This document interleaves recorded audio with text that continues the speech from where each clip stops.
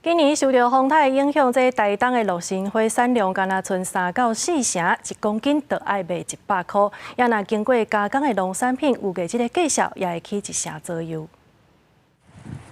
保健食品之一的陆神，台东县是全台上主要产地，有300多公顷。在1到12月是大出的时阵，不过今年农民所种的陆神受到海葵甲小犬风台侵袭。金部种水破败，造成结果率不良，总产量大减7成。状况较好，金峰乡今年也减产2成，勉强也会当维持后个月举办的陆神探会活动。因为上次的台风加上这次的病虫害，我们大概会锐减2成不过也不影响我们整个活动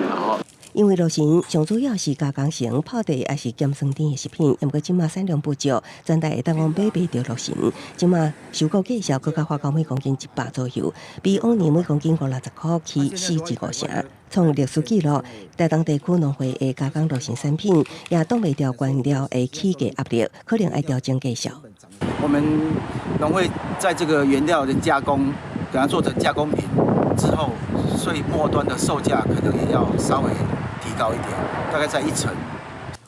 台东地区农会预计12月中就会起陆神加工品的计销，不过陆神产量有限，讲有遐尔济加工品会当销去全国，农会也无法度预估。记者综合报道。